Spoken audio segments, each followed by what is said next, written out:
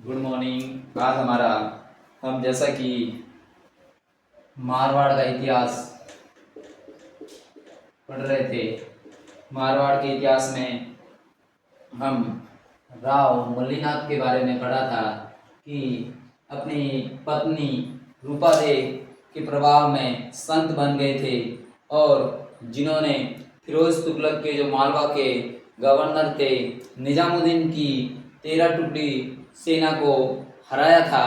और जैसा कि उन्होंने अपने पुत्र मालदेव को राजा न बनाकर अपने भाई वीरमदेव को राजा बनाया था और इन्होंने अपनी राजधानी मेवानगर बनाई थी। और वर्तमान बाड़मेर जो महारानी का क्षेत्र कहलाता है वह इन्हीं के नाम से है। और मारवाड़ में एक संतों का समागम या सम्मेलन का आयोजन इनके द्वारा करवाया गया था। और इनकी रानी जो रूपा देवी वह भी एक महान लोक संत है। और तिलवाड़ा बाड़मेर में प्रतिवर्ष इनके नाम से मेला लगता है। और इनसे पूर्व हमने एक राजा पढ़ा जिनका नाम राव दुअड़ था। तो जैसा कि उनके बारे में कुछ जानकारी मेरे द्वारा बता दी गई थी, तो जैसा कि कहा जाता है कि बचपन में ये छोटे थे और अपने ननिहाल गए हुए थे। तो आपस में चर्चा कर रहे थे तो किसी ने इनसे कहा कि आप बातें बड़ी बड़ी करते हो और अपनी कुल देवी कहाँ है।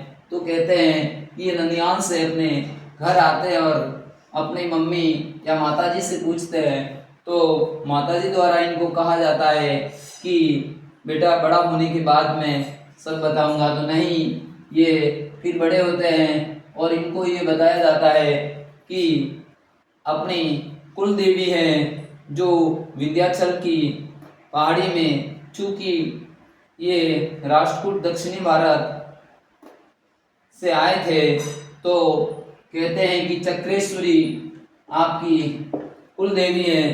तो कहते हैं कि राव दुअड़ अपनी माता चक्रेश्वरी कुलदेवी माता को लेने गए और कहते हैं कि कुलदेवी प्रसन्न होकर आने के लिए तैयार हुई और कुलदेवी ने वचन दिया कि मेरे वचन के अनुसार जब तक मैं तुम्हारे साथ हूँ कि मेरे दिए गए शर्तों के अनुसार रहेंगे। और जाते वक्त ऐसा कहा जाता है कि देवी जब आ रहे थे तो उसको पीछे नहीं देखना चाहिए।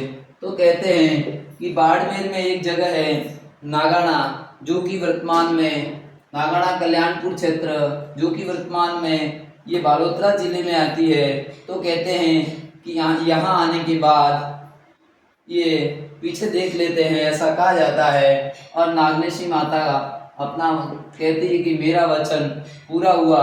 और कहा जाता है कि नागनेशी माता के कहे अनुसार वही नागाना में नागाना गांव कल्याणपुर से ये इसका रास्ता है, जो कि वर्तमान में बालोतरा जिले में है। तो यहाँ पर कहते हैं कि इनकी मूर्ति की स्थापना कर देते हैं। और इस प्रकार कई बार प्रश्न आता है कि राठौड़ वंश की कुलदेवी की मूर्ति की स्थापना या राठौड़ की कुलदेवी जो विंध्याचल पर्वत से कौन लाए थे। तो राव दुअड़ लेके आए थे। जैसा कि राव दुअड़ ये पापू जी के बड़े पापा थे। और इस प्रकार राव दुअड़ ने अपनी कुलदेवी, और कहा जाता है कि अपनी इष्ट देवी या माता, तो कहा जाता है कि बीकानेर के राजाओं की जैसे इष्ट देवी या माता जी है वो करणी माता हैं। और जोधपुर के शासकों की, जोधपुर के जो राठौड़ है उनकी कुलदेवी जो चामुंडा माता हैं, जहां पर एक बड़ा हादसा भी हुआ था बहुत समय पहले। तो चामुंडा माता इनकी इष्ट देवी हैं। तो अब हम आगे का टॉपिक पढ़ेंगे कि राव मल्लीनाथ संत बन जाते हैं और कहा जाता है कि अपने पुत्र मालदेव को राजा न बनाकर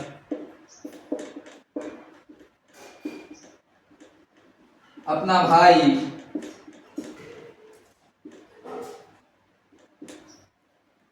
वीरमदेव को राजा बना देते हैं। वीरमदेव को तो कहा जाता है कि वर्तमान में हमारा गंगानगर हनुमानगढ़ का क्षेत्र है, तो वहाँ कहते हैं कि जोइया राजपूत रहे थे। ये धीरे धीरे अपभ्रंश होते हुए जनपद समय की बात है। तो ये अयोध्या हो गया और कालांतर में कहते हैं कि जोइया राजपूत अन्य जाति में मुस्लिमों में कन्वर्ट हो गए थे। तो कहते हैं कि वीरमदेव जोइया राजपूतों से लड़ते हुए मारे गए थे। और अब हम देखते हैं कि वीरमदेव के दो पुत्र थे, राव चूड़ा और गोगादेव, दो पुत्र थे। तो राव चूड़ा मारवाड़ का अगला राजा बनता है और राव गंगा को राव गंगादेव या गोगादेव को शेरगढ़ के सामंत बना दिए जाते हैं। और कहा जाता है कि गोगादेव अपने पिता की हत्या का बदला, जैसा कि मैंने आगे आपको पिता की हत्या का बदला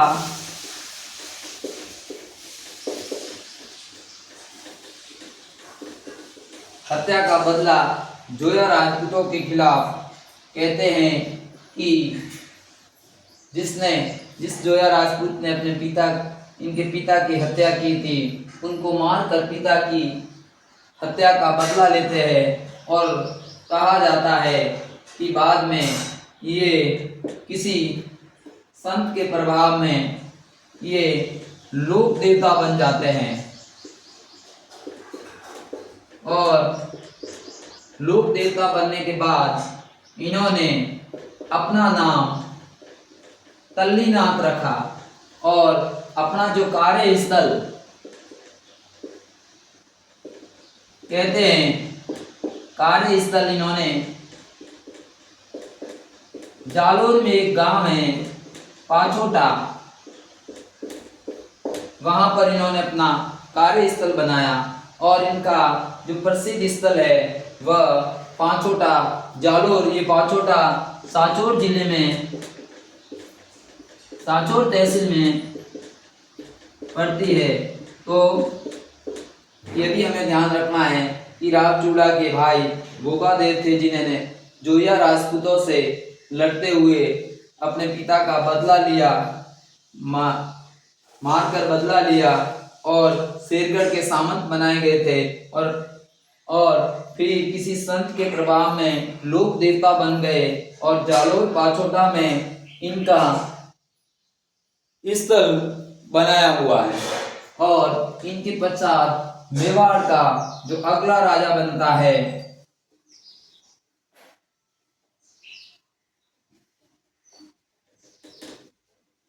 जैसा कि अभी बताया कि अगला राजा राव चूड़ा होता है, जो कि 1394 से 1423 तक राव चूड़ा मारवाड़ का राजा बनता है। और इनके बारे में कहा जाता है कि मारवाड़ का वास्तविक संस्थापक,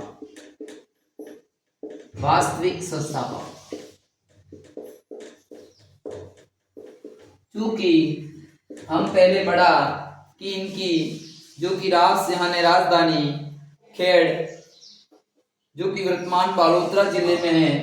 और इसके बाद मल्लीनाथ ने मेवानगर राजधानी बनाई। और कहा जाता है कि गुर्जर प्रतिहारों की एक शाखा इंदा इंदा प्रतिहार, जो कि मंडोर पर उनका अधिकार था और बार बार मुस्लिम और विदेशी आक्रांताओं के आक्रमण से दुखी थे। और कहा जाता है कि राव चूड़ा की शादी इंदा राजा अपनी बेटी से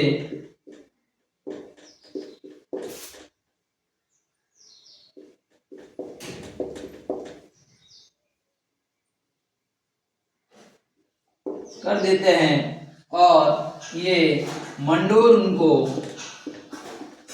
दहेज में दे दिया जाता है। तो कहा जाता है कि कमधज यानी राठौड़ों को कमधज कहा गया है। कमधज राठौड़ों को कहा गया है। तो एक कहावत है कि कमधज कभी नहीं, कमधज जो कि इंदा प्रतिहारों का जो उपकार है वह कभी भूल नहीं सकते। और कहा जाता है कि मंडोर राजधानी होने से इनका स्थायित्व हुआ और एक साम्राज्य का विस्तार भी व्यवस्थित से रूप से हुआ। तो इसलिए हम मारवाड़ का वास्तविक संस्थापक राव चूड़ा को कहते हैं। और इनकी एक रानी जिनका नाम चांद कुंवर था, जिन्होंने बेहद खूबसूरत एक बावड़ी जिनका नाम चांद बावड़ी रखा, उनके द्वारा निर्माण करवाया गया।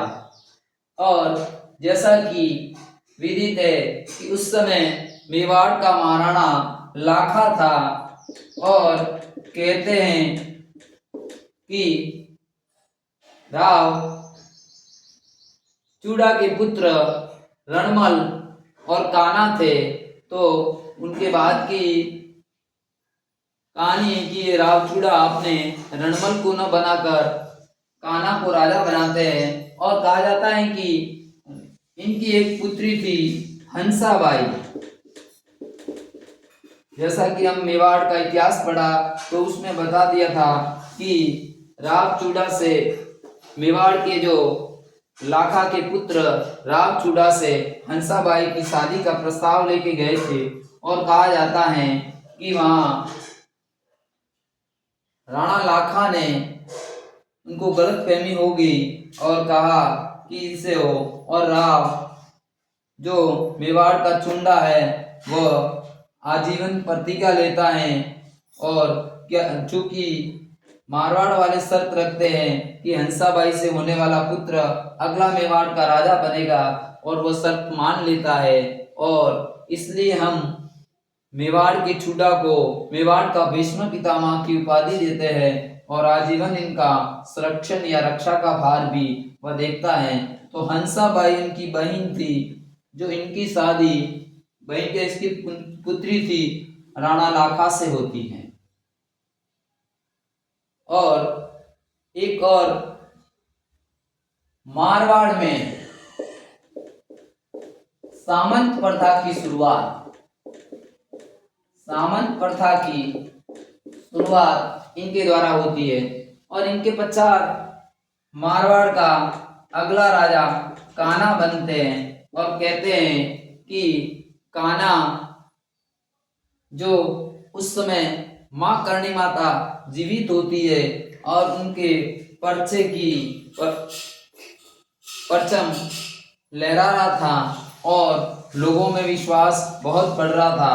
कहते कि कान्हा इस चीज पे विश्वास नहीं करता है और कहते कि उनको भला बुरा का तो उनके द्वारा कहा जाता है कि श्राप दे दिया जाता है। उनको कहा जाता है कि तुम्हारी मृत्यु हो जाएगी। तो कान्हा के द्वारा कहा जाता है कि किस प्रकार, तो इतने सालों में वो है तो ये बता देती है। और एक कहते हैं कि एक लाइन खींचती है और कहते हैं कि तुम्हारी मृत्यु आज ही होगी। जैसे ही इस लाइन को क्रॉस करोगे आपकी मृत्यु हो जाएगी। तो कहते हैं, और कुछ किंवदंती ये है कि ये जंगल के रास्ते से गुजर रहे थे, यहाँ कहीं जा रहे थे, तो कहते हैं कि एक शेर के द्वारा इनको फाड़ दिया था या इनको मार दिया था। और जो वो शेर या सिंह था वह करणी माता का था और कान्हा की मृत्यु हो जाती है। और कान्हा के बाद अगला राजा जो सत्ता बनता है उनके बारे में अगले अध्याय में पढ़ेंगे। और चूंकि सत्ता को, जैसा कि हम रणमल के बारे में पढ़ा कि जैसे कि राणा लाखा के बाद अगला राजा मोकल और कुंभा, जिनके दोनों के रणमल संरक्षण रहते हैं और इनका इतना हस्तक्षेप बढ़ जाता है और वहां रहता है। और कहते हैं कि रणमल मेवाड़ के सहयोग से सत्ता को हटाकर मेवाड़ का अगला राजा बनता है। और रणमल के बारे में वैसे तो हम आगे पढ़ेंगे, लेकिन रणमल के बारे में बता देता हूँ कि कहते हैं कि रणमल का इतना हस्तक्षेप मेवाड़ में बढ़ जाता है और हंसाबाई द्वारा पुनः चूड़ा जो नाराज होकर मालवा चले जाते हैं उनको वापस बुलाते हैं और कहते हैं कि बारमली के सहयोग से रणमल की हत्या करवा देते हैं। और जैसा कि मैंने एक कहावत बताई थी, उसमें एक ढोली के द्वारा एक दोहा बोला जाता है और जोधा वहां से भाग जाता है जान बचाकर और बीकानेर की कोहनी जगह में वहां चला जाता है। और लंबे संघर्ष के बाद वह मारवाड़ का राजा बनता है। तो रणमल के द्वारा मेवाड़ और मारवाड़ दोनों की रक्षा या कुछ समय तक एक शासन की बागडोर एक तरह से इनके हाथ में थी। तो जय हिंद जय भारत। हम अगले अध्याय में रणमल के बारे में और इनके पुत्र राव जोधा के बारे में पढ़ेंगे, जिनका मारवाड़ के इतिहास में सबसे लंबा शासन कह सकते हो और चामंती व्यवस्था का चरम विकास जो इनके समय हुआ था। ओके, हाँ लेनो गागी। जय हिंद।